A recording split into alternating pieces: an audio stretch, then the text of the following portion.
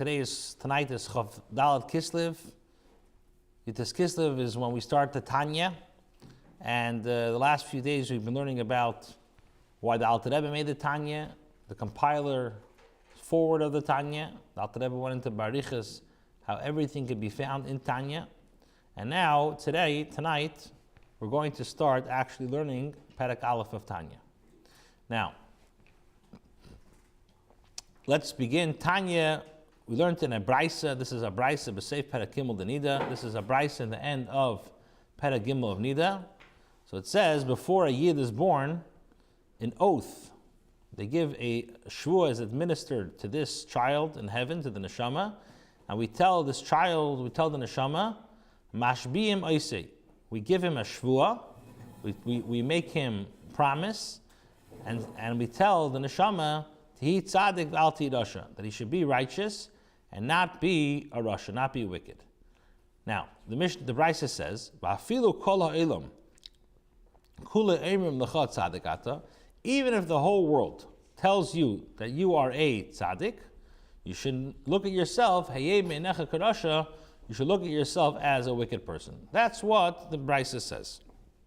Before a child is born, we make him administer a shvuah in heaven, and we tell him that you should be a tzaddik and do not be a rasha.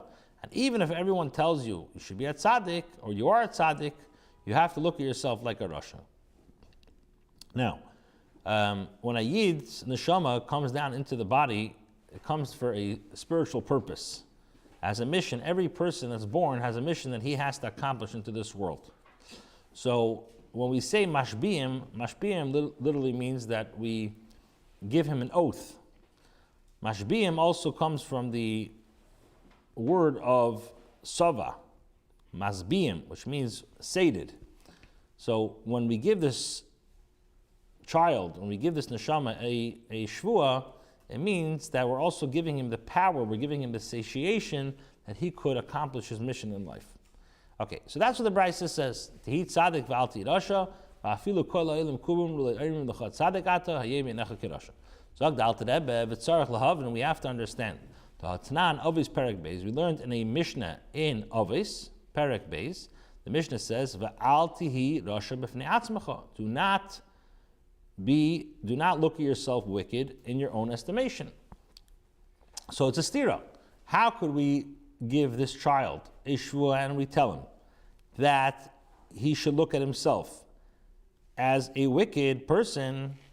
We're saying that even if everybody tells you you're a tzaddik, hayeh beinecha karasha, if the Mishnah clearly says, v'al tihi rasha b'fnei atzmacha, don't look at yourself like a rasha. That's question number one in Tanya. Now, the Alter Rebbe says furthermore, v'gam, and also, im yeh be'enev karasha, if a person is going to look at himself like a wicked person, yeda levavai, he's going to be very, very grieved, he's going to be sad, and v'yeh otziv, he's going to be very depressed, because he's going to say, I'm a rasha. V'im yuchal la'aveda v'lo yuchal la'aved Hashem b'simcha v'tuv levav. And if he's sad, he's not going to be able to serve Hashem joyfully and with a contented heart. So that's, the Alter Rebbe is saying practically, number one, there's a stira between a Brisa and a Mishnah. Brisa says you should look at himself like a rasha, and a Mishnah says don't look at yourself like a rasha. And also, practically, if you're going to look at yourself like a rasha, then you're not going to be able to serve Hashem b'simcha v'tuv levav, which is a big problem, because every Yid has to serve Hashem with joy. Now, the Alter Rebbe continues, now, if his heart will not be grieved at all, he's not going to be sad at all. So let's say we say that don't think about it, don't be grieved. So then, what's going to happen is, then what's going to happen is that you're going to come to be very lightheaded, chas v'shalom, God forbid, because with such an attitude, a person will say, I never did anything wrong. So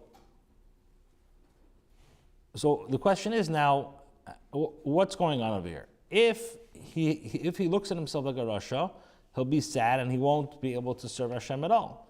And if he's not going to take this serious at all, then he'll just make a joke out of the whole Avodas Hashem. So the Alter Rebbe says like this. Ach inyan, however, this concept, will be more clearly understood after we have to understand what does it mean a tzaddik and what does it mean a rasha. So, we find in the Gemara there's 5 types of people. You have a tzaddik b'tevlei, you have a righteous person. B'tevlei means it's good for him, which means, first of all, it's good for him begashmias, as well as beruchnias. It's good for him beruchnias. In other words, he only knows good. Tzaddik v'ralei. And then you have a righteous man, but he suffers. In other words, in both begashmias as well as beruchnias. Which means that he's a tzaddik, but he did not get rid of all of his averis. So, and in begashmias, he's not complete begashmias. So tzaddik b'tevlei means he's a tzaddik and he has everything good for him begashmias beruchnias. Tzaddik b'ralei means he's a tzaddik, but begashmias and beruchnias he's still lacking. And then you have a third person, which is called a rasha. He's a wicked person. B'tevlei, and there's some good. In other words, he's successful in some things. And then you have rasha v'ralei, a wicked man who suffers begashmias and beruchnias, ubeinani, and also the beinani. Which that's the whole Tanya is basically a handbook to teach us how one could strive to be a beinani, and one should be a beinani. Now, Pirsha b'Gemara, the Gemara explains tzaddik v'tevlei. What does it mean? The righteous man who prospers, tzaddik gomer. This refers to tzaddik gomer. In other words, once he has achieved this level, in other words, this physical cleansing to cleanse the neshama from the sins, so automatically he therefore prospers begashmis. So tzaddik v'tevlei means tzaddik gomer. Tzaddik v'ralei means tzaddik she'eni gomer. A righteous man who suffers is an incomplete tzaddik. Now, he therefore experiences some measures of suffering begashmis. Why? Because it cleanses his neshama while it's yet clothed in the body, so that he will not have suffering be'elam haba. Now, based on this, the Gemara is not referring to 2 tzaddikim on the level, one whom prospers and the other suffers. Rather, it speaks of 2 distinct tzaddikim. So the Gemara says 2 characterizations regarding a tzaddik, which means tzaddik b'tevlei and tzaddik gomer, tzaddik she'eni gomer. So when we say a person who prospers or a person who suffers does not indicate his spiritual level, they just describe the results of begashmias, how he is. Okay. So basically, in order to understand this, we have to understand what the Gemara says, these 5 levels: tzaddik b'tevlei, tzaddik b'ralei, rasha b'tevlei, rasha b'ralei b'meni. And the Gemara says tzaddik b'tevlei means a tzaddik gomer, tzaddik b'ralei means a tzaddik she'eni gomer. Now, in Raya Mehemna Pashas Mishpatim Pedish, in Raya Mehemna Pashas Mishpatim, it's explained that tzaddik v'ralei. What does it mean? A tzaddik who has bad, who suffers? Tzaddik v'ralei, tzaddik who suffers. Shahara shaboy kofuf latei, which means his evil nature is subservient to his good nature. He has ra, but it's kofuf, it's subordinate to the teif. Ubi Gemara say perak testa brachas. And the Gemara at the end of brachas says tzaddikim, says that by tzaddikim yetzer teif sheftim, says that righteous are judged, in other words, by the yetzer teif. Rishayim, the wicked people, yetzer hara sheftim, they are motivated by the yetzer hara.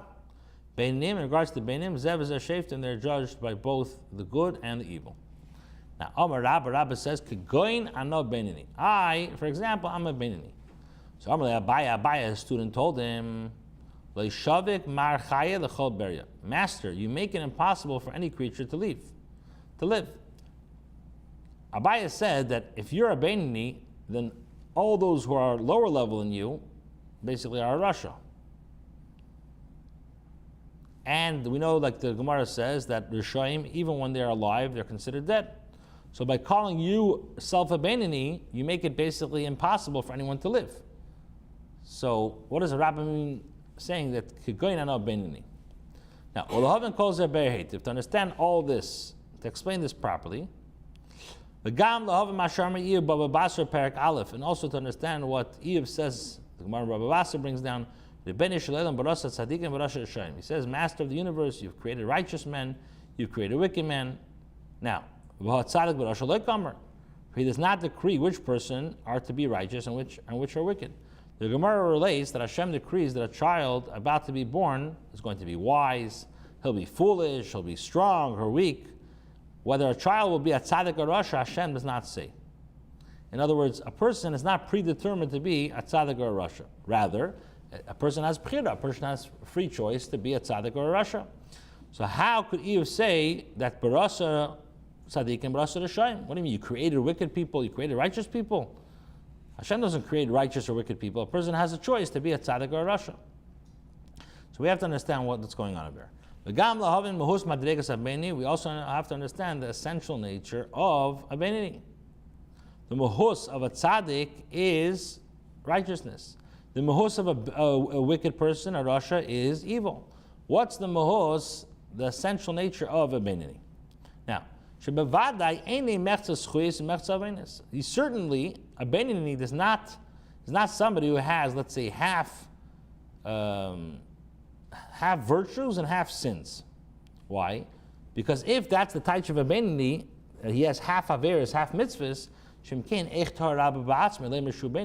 how could Rabbi make a mistake by saying that he's a benini?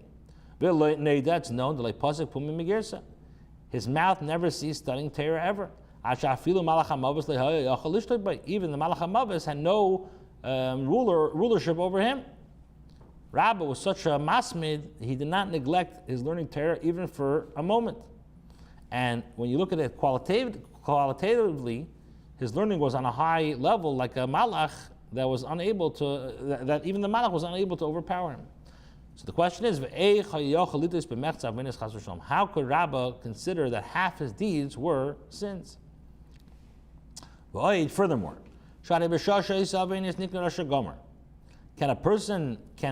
when can a person be considered a benini? At the time a person sins until he does tshuva, he's considered a wicked person. And afterwards, if he does tshuva, he's called a tzaddik gomer. From even a person who violates a minor isser midrabanan, it's called a rasha. Like explains in Yevamis chapter 2 and in Nida chapter 1. Even if somebody who he himself does not sin, but has the opportunity to forewarn against sinning and fails to do so, is called a rasha. Perek Vav the Shvuos, as explained in Shvuos. And the more so, a person who neglects a mitzvah aseh which he's able to fulfill. For example, a person who has the ability to learn Torah and does not do so. Over here, the pasuk says, because he has despised the word of Hashem, that his soul shall be utterly cut off. And in the plain, is thus plain that such a person is called wicked, more so than a person who's Eiver D'Rabbanan. The Alter Rebbe says, if so, Al Karcha Beni Ein Ba'afilu Ovein B'Tel Torah. A Benini does not even have, is not guilty of even for the sin of neglecting learning Torah. And because of this, Rabbi made a mistake saying that he's a Benini. Since a Benini is innocent of even being neglecting Torah, so Rabbi could mistakenly consider himself a Benini, even though he learned all day and even the most minor commandments and never ceased from learning.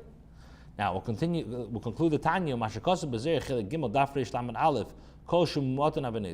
And this, what the Zohar says, that he who sins are few, is classified as a righteous man who suffers, implying that even according to the Zohar, the meaning of a righteous man, a tzaddik, beraloi, is one who does have sins. And if so, Benini must be the one whose part sins, part mitzvahs. So the Alter Rebbe says, he she'elis Rav Hamnuna l'Eliyahu. This is just a question that Hamnuna asked Eliyahu. Aval if Yeshuvas Eliyahu Sham, according to the way Eliyahu Hanavi answered, Peter tzaddik v'ralei. What does it mean, a tzaddik who suffers? Who kamei shekasa b'rayim hem, the pashas mishpatim del il, is the way we explained that Sharash B'Shikof Latev, and Alter Rebbe says V'Shivim Param Latera, and there are 70 facets to Torah. The Rebbe notes that the words V'Shivim Param Latera helps us understand Rav Hamnuna's question. It's difficult to understand how Rav Hamnuna would even entertain the notion that a tzaddik who suffers is one who actually sins. So Rav Hamnuna's question, however, was prompted only by the fact that since Shivim Panim Latera, he thought that there was a possibility based on Shivim Panim Latera to act in these facets. Okay, this is the end of the first day of Tanya.